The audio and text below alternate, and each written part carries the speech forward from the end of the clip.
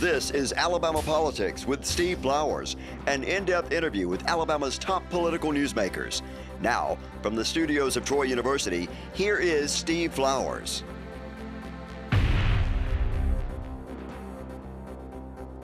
I'm Steve Flowers, and welcome to Alabama Politics.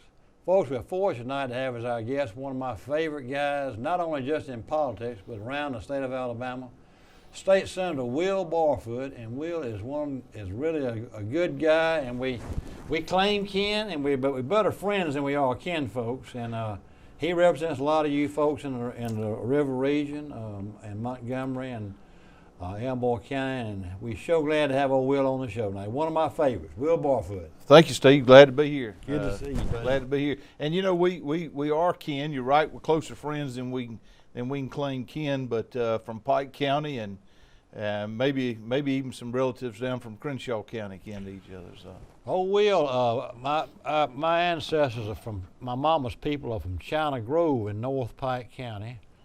And actually, when you look at my family tree, there Barfoot's in there because I don't know this for a fact. China Grove is so close to Montgomery County that it may at one time been in the Montgomery. Right. And matter of fact, I have seen, and tell me if I'm wrong about this, that my people were Grants. They were Grants, and all the people in China Grove were Grants. But one of the Grants married a Barfoot. But when you look at their ancestry, they went off to the Civil War, and in their cavalry was from Montgomery. They said the Montgomery cavalry came to China Grove, and my uncle and my father-in-law and I had a horse, and so we went off with the Montgomery cavalry. And he told his narrative of what he did, but he says he named people in the group, and there was a Barfoot in his Montgomery cavalry. I think there was a Leander Barfoot that would family history, if I remember right. And my daddy was born in China Grove. So there you go. That's got to be. That's got to be them. That's exactly. I've seen maybe they married in. You know. Some of the Greens, I think you may be related to some of the Greens in Pike County too. So the Youngblood area of Pike County that's my grandmother's maiden name is Youngblood. So we're probably double kin some kind of way. Alabama's a big front porch. It is. And I knew your Uncle Joel when he was first in politics in the county commission here in Montgomery, and he and I talked about that. He knew it when we first met. He said, "We kin Flowers." I said, and it just rhymed. I said, "I've seen that, Joel. I've seen it in my mama's people's ancestry where the Barfoots and Grants and them married." Well, y'all were just on the rich side. We were on the poor side, Steve. So. No, I think everybody was poor in the South. That's right. That's back right. Then. I've talked to people during the Depression, and you probably had this same thing, that people in the South lived off the land. And they didn't have any money. They just had 40 acres and grew their own farm and stuff in that era. And I'd ask some old guy, they all passed away now, I'd ask one of them, say, "Do you remember much about the Depression?" You say, "Steve, I remember that, but I didn't change my life. I didn't have any money before. I didn't have money after. Just another year, wasn't it?" He said the only thing I think we missed, we buy one church Sunday suit a year, and we couldn't do that. And the other ones came from Croker Sacks anyway. That's right. So it didn't matter whether I had a new suit or not. To me, that was the only thing they said they could tell the difference in. Yeah. They didn't really have any cash money. Folks around in the rural South, especially like you said, they didn't have any money saved up. They were living off the farm and probably didn't make too big of an impact on their day-to-day lives. They told me that. I've had every one of them. That was almost universal. That, and if I knew a rich man in Pike County, I'd observe his life, and I'd sit down with him and I'd say, "Mr. So-and-so, tell me about yourself. Why did you get so rich, And he'd say, "Well, I saved my money. I lived on less than what I made, and, got a little money because of that." But if they were college educated, a doctor or something, a lawyer like you, they'd say, every one of them, told me they waited on tables. Well, I waited on tables, worked my way through college waiting on tables. After a while, it dawned on me. I said, "Well, who in the world's eating the food if all y'all were waiting on tables?" Every rich man I knew would tell me they waited on tables in college. I said, "Well, I wonder who in the world ate the damn food." make you wish you waited on tables. No. We'll talk about that and money and everything. And you know country politics, and I grew up in it. I was trained in it. and you know, cardinal rules. You don't get involved with other people's races, and you try to act like you're poor whether you are or not. And George Wallace lived by that adage. But George Wallace didn't care if he had a dime. He thought it was bad politics to have money. It was. You know, people would vote for rich man. But I told some of our friends like Matt MacArthur, who's our joint friend, Reed Ingham and some of them, I said, you know, I love old Will Barfoot. We kind of can't anything. I said, you know, that booger came to my television show where you were running. And I looked at him, I said, doggone, he's a smart politician. He had the most beat up truck I have ever seen in my life. I mean, I don't know how it even cranked. I mean, it was the most. I said he may be overdoing it. You know, I think he really. I mean, you can look like you got a beat up car, but he may be overdoing it with this thing. It was the most beat up looking 100-year-old truck I ever saw in my life. You drove away from the studio in it. That's right. And I called Matt MacArthur. I told him, I said, Mac, you won't believe old Barfoot's a smart politician. I like him. And he said, and then I asked you about it, and just as somber as a judge, you said, Steve, that's my real car. That's exactly right. I went 2 summers with his old 2001 Chevrolet pickup that had dents all in it, and the back windshields windows were held up with a pair of vice grips on each side, and they wanted $900 or so to put me a new compressor in there, and I said, I ain't gonna spend $900 on it. So I rode for 2 summers without air conditioning in it, and then I said, I ain't doing that a 3rd summer. So the only person I seen drive a worse car that was rich as Midas was Ralph Adams, who was president of Troy University for about 25 years. He had more money than Midas, and he drove a Corvette that was about 100 years old and didn't even have a floorboard in it. Really? He never changed cars. But I want to ask you about your family. First of all, I want to ask you about your district. Tell our viewers what all areas you represent in the state Senate. I know you've got Pike Road in East Montgomery. Right. But Wind Lakes and all that. We've taken all of Crenshaw County. So that's right, all Crenshaw's in all there. of Crenshaw, good folks down in Crenshaw County. And geographically speaking, it is East Montgomery all the way to the Bullock-Macon County line and South Montgomery County. So if you're looking at a map of Montgomery, it's about 3/4 of Montgomery County, which does include some of the city. And then up in Elmore County, it's basically about half of Elmore County from Wetumpka east over to Tallahassee. Don't you and Shamus split Wetumpka? We do. Uh-huh. We do. Yeah. Clyde Shamus was on my show last week. Good man. Y'all two of my favorites. And y'all, it's good to have y'all on every year because y'all represent most of my viewing audience in the Redwood region of Montgomery. But now, I knew you went into Elmore. You don't go into Togga, though. Do not. And, of course, you know, the census coming up. I don't know what that's going to look like. There may not be any dramatic line shifts in the state Senate, but we'll deal with that. We do need to make sure we have some better compliance and get those turned in now, or else we're going to stand to lose a lot of federal dollars. I know it. And probably a congressional seat. And a congressional seat. Well, your district probably won't change much because Pike Road's growing so much. It is. And that part of Elmore, you may have to get a little more in Elmore. Yeah. Pike Road is growing at I think named the fastest growing town in the state again, and been on that list for a while, and certainly a lot of explosion. I grew up out in Pike Road, and from the time I was 6 years old, and lived out there. And of course, it's a lot different now than it was then. Still a wonderful place, but it has changed. Did you grow up out there? I did. Grew up at the Flynn Road. We had a few acres at the end down there where the old Pike Road School was at the dead end down there. And they my family was my Uncle Joel, my daddy Paul, and my Uncle John were all in law enforcement, and they all farmed, and just good middle income living. You practiced law here in Montgomery. Do. But now, did you marry a local girl? I did. She was from Montgomery, and most of her family's from Watauga County. They were Siemens. And so I jokingly say she didn't have to travel too far to get me. Tell me about your children now. Your Jeb, a little boy named Jeb. Yeah, Jeb. He's my youngest. Jeb is 12 and in school at Pike Road, and then Ellie is my next one. She's in school at Pike Road, 15. So that puts her in 9th, 10th grade. She'll be going in 10th grade, and then Bankston is my oldest son, and he's just graduated from Pike Road, going over to Auburn. And my next one up from that's Reagan, after President Reagan, and She's 21. She'll be a senior at Auburn this coming fall. Lives over there. And then my oldest daughter, Erica Deloney, married to Richard Deloney. That he's a pharmacist, and I've got 2 wonderful grandchildren. Brag on them. So you got 5 children? 5 children, 3 girls and 2 boys. And the oldest one's married, and she's living around here? They actually moved back from Auburn Pike Road. He works at Adams Drugs here in Montgomery. And what branch does he work at? he's the one over across from AUM. Uh-huh. Stop in and see him. I will. Hey, what about, that is so good, so interesting that you live in the country in Pike Road, and your family's ancestral roots are there, and now the fast-growing town in the States is growing up around you. We're pretty fortunate from the standpoint that, I say fortunate, prior to my run and being elected 2 years ago, Senator Dick Brubaker from also from Pike Road.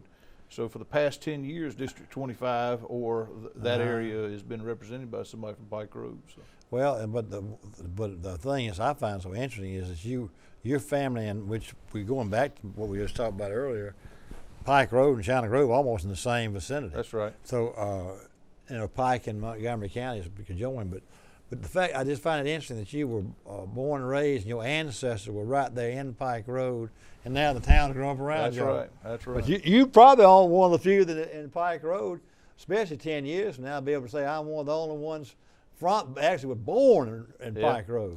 First job I had was working at, you remember Willie James Kirksey's grocery store there? It was old general store. It used to be a doctor's office back in the late 1800s, but I'd get off the school bus every day after school and work from about 3:30 till 6. Had an old pot-bellied stove. We'd buy hoop cheese and rag bologna. And I remember those type stores. Yeah. I don't remember that one.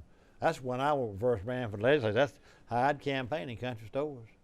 Good place to be. They were all over the county. I mean, and they were centers of influence. That's right. People would congregate there, drink RC colas, put peanuts in their coat, and solve the world's problems. They'd sit there and they would. That's where I'd campaign. And word was spread all over the community. The old Flowers boy came by the campaign up here today, Right. And so they appreciate you coming to that part of the county. When I first ran. But all of them are gone now. They are all gone. Kirksey store, old Barney Pinkston had one out there at Pike Road, Mount Meigs. But you're right. And the Walmarts and the Dollar Generals have kind of taken over, haven't they? I have a young person every now and then come to me and ask me about running. Most of them have forgot why I was even in politics. I think I just always talked about it. But the ones that knew me when I was in the legislature come to me, Mr. Flowers, tell me about what you all do. I said, well, it's changed so differently now that, I guess I just go stand out at Walmart. There's a lot of truth to that. And see, but that's exactly what, because all the country stores have now become, and if I ever go to Walmart in Troy, I can't get out of there. Yeah. I know everybody says like it is a country store. That's right. Just a little bit bigger, isn't it? A little bit bigger. Yeah. Will, tell me about what committees now you're on in the Senate. Vice Chair of Judiciary Committee, and very proud of that. I serve on Veterans Affairs, which is also a wonderful committee headed by Senator Butler, and proud to serve on that. I'm on Banking and Insurance. Mm-hmm. Senator Shellnutt's the chair of that. Senator Ward is the chair of Judiciary. Children and Youth Services, variety of joint contract committee review. And so just proud to serve on several of them. Proud of the leadership put me on there. You close to State Employee Association, aren't you? We've got a lot of state employees in the district, for sure, and try to protect their interest. That is people don't realize is how important. People would sit there and watch me in the legislature, and they might be from somewhere like Arab or Aniana or something like that, and they'd say, Flowers, doggone, you sure are interested in state employees a lot, aren't you? I said, well, Troy basically is in Montgomery. And when Matt MacArthur told me one day, he says, Flowers, we got a record over here in our office. We believe you may have been the only person that ever had a 100% voting record with state employees. Oh. And I said, Mac, but it's because I grew up in Pike County and I knew how important state employees were to my county. Sure. Troy, proximity-wise, is so close to Montgomery that you had a lot of people commute. Right. That worked at state offices. It was a big enough town that every agency had an office there, mental health or a liquor store and everything. And then, but the biggest thing, we had a highway division office there. That's right. Of the Right in highway Troy. department, right there in Troy. Yeah. So I knew instinctively the guys who had taught me in Sunday school, old men, and coached me in Little League baseball were all state employees. That's right. So I knew that. Well, you know, over the years, I mean, state government has been cut down and is more efficient, certainly, than I guess it was years ago before I was. But state employees do a lot with a little now. I know. They do. And we should strive for that efficiency that we've got. But good for state employees because they do a lot with just a little. You've got a lot of state employees. Absolutely. They said Elmore County out in See, Elmore, that's right. Filled with lots of state employees there. So, Yeah. And you know, I think it is a testimony to them that, you know, what we've been able to accomplish, as I said, with a lot less state employees than there was 15 years ago. Well, having a unique, unless you're from this area, you don't realize how important that is. You know, unless you grew up like you did and I did in this area around Montgomery. That's why they can't comprehend that. People That's around right. the state, the rest of the state can't comprehend it. But I told somebody even further. I said, you know, if you gave state employees a pay raise in my district, that's better than bringing an industry to my county. That's probably a lot of truth to that. Because you ain't gonna smoke or anything. They just bring a bigger check, you know. You know, and that's one of the things that you know, there was a proposed occupational tax, and so many of the folks who work in Montgomery live in Crenshaw County. They live in South Montgomery County. They live in Pike Road. They live in Elmore County, or even Autauga County, which I don't represent. But there was certainly, you know, I think a push to get that occupational tax, and That came up until I we were remember able to about kill it. that. Yeah, that you stood up against that. I did. Yep. Go into that in detail. It came up last session. It did, and you know, I understand. I mean, I'm not one of the guys that say that all taxes are bad. You got to have taxes to run government, but in that particular case, you'd be taxing people who had no voice, and you know, wasn't too long ago, 250 years or so ago, 1776, we fought a war about that, taxation without representation. And you know, you would have had a significant number of people who would have been coming in, working in Montgomery, who couldn't have gone somewhere else as state employees, small business owners that would have been adversely affected. And you know, the way to grow, in my opinion, the way to grow a municipality or town or state or even a country is to make sure that you've got a good education and that you've got you keep people safe. And I think if you do those things, then the revenue will start to come in to meet those city services. Well, while we're on that subject of taxes, I can see why you would not be for that occupational tax, because that adversely affects your people. You represent directly. I mean, you know. So, what I'm going to ask you though, and I'm not trying to put you spot, I can't remember. Did you vote with the governor on Amendment 1? I did not. Okay. No, on Amendment 1, Yeah. I was yes, I did on Amendment 1. I thought you were talking about the gas tax, and I was a no on the gas Okay. tax. But what I'm talking about With the school board? the school board. Yeah, I did. Yes, I did, and the logic, the rationale behind that was not it was soundly defeated, and you know, some friends that you know questioned me, and you know, rightfully so. Hey, what's your thinking on it? And I said, well, you know, we're 48th, 49th, 50th, and a lot of different things that go on, and there's some good people on that board, but you know, we got to make some changes some kind of way, and I just thought it would be a lot better if you had some cohesiveness and thought on the school board about which direction we need to go. Well, what about? I was going to ask you about this. This year has been just so weird. I mean, I'm older than you, and I've never seen anything like this COVID pandemic. It's just totally changed the entire world. It has. You got to walk around. I mean, everybody's dying, but the big picture too is what it's done to the economy. But I've had other legislators on here. I've had Bill Pooh, who chairs the Ways and Means, when I talked with him, and had Clyde Chambers, who's on F&T in the Senate. And yes, it's devastated every state and devastated Alabama, but we may be one of the best states in the country because y'all have budgeted so well and planned for this. Well, I'd like to take credit for that, but a lot of that was done before I was in. And Pooh and them get credit for it, don't they? Yeah, they do. And some of the, you know, going back to the quadrennium before mine, and maybe even before that when the Republicans took over in 2010, And you're right, but it is that planning ahead of time to where you don't spend every dime you got, because there will be tough times. You know, I don't care if it's in your personal finance or in state government, there are going to be leaner times than others. And so I think the folks before me certainly did a good job. Senator Chambliss this past time had what amounts to a budget clawback period or savings account for the general fund. And we will see the benefits of that in the future. You know, the general fund grows at a snail's pace. Fortunately, in bad times, it doesn't shrink as fast as the education budget, just because of the tax revenue that's generated in the education budget from income taxes, you know, wild swings.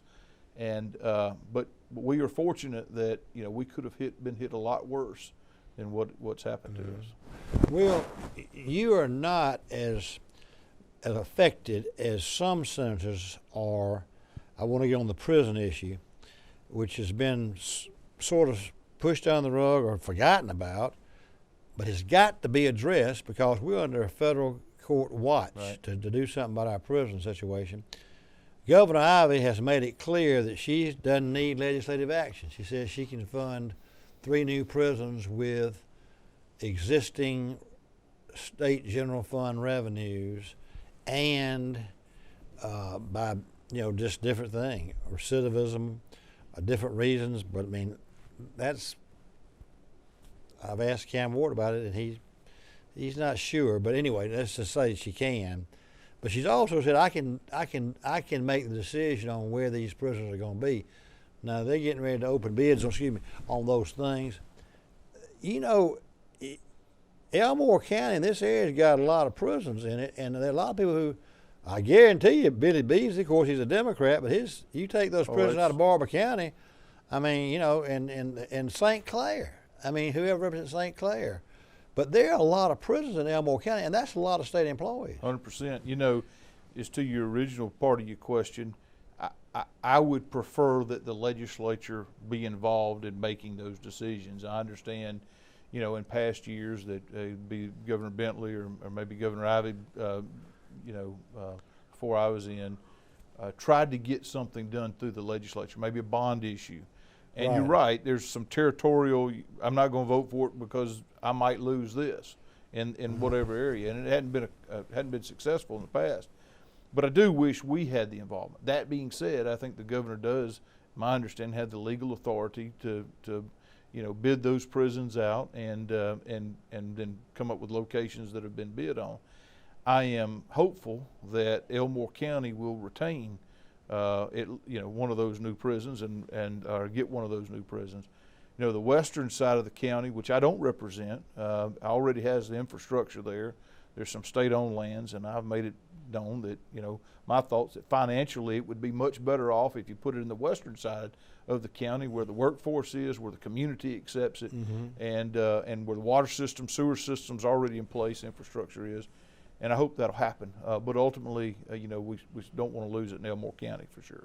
Well, there's several prisons in Elmore, isn't there? There are, and you know. In Tutwiler there? Tutwiler is, and you know, Tutwiler I think is the oldest prison in the state.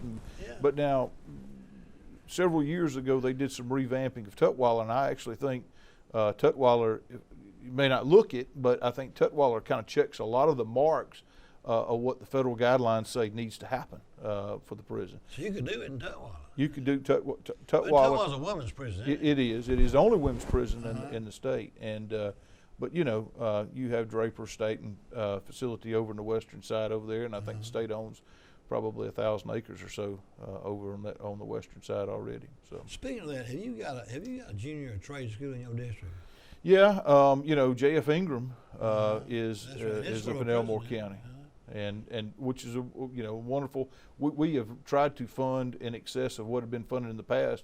That because you know some folks at some point in time they're going to get out of prison, and if you can teach them while they're in there, especially a trade in today's society, which is, you know, they used to call a trade a dirty word. You don't go to college, you not anymore. I mean, you know, and shouldn't be. I mean, but teach them a trade so that when they got out, they got something to support themselves, and hopefully won't get back in that line of crime. So. Well, I'll tell you, it's going to be interesting to see what she does with that prison situation. And I think, I don't want you to get in this, but from what I perceived, I've had several state senators when the last session ended, and probably one reason why there's not a special session is that she seemed to kind of, I don't want to say run over people, but some people in the Senate feel like she left them out hanging out to dry.